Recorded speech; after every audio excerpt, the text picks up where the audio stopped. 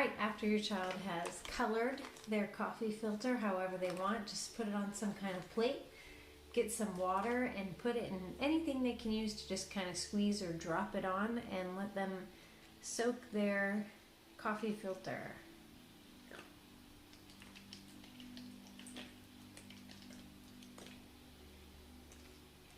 Alright, once it's all wet, let it dry and then we'll see the next step later.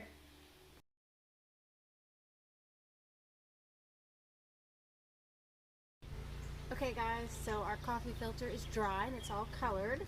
We have our clothespin, which I drew a smiley face on.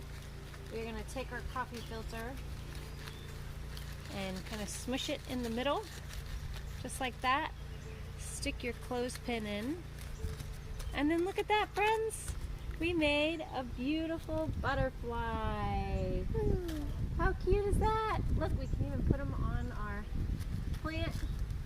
And there he is with his flowers. Woo! I hope you like that, guys. Bye!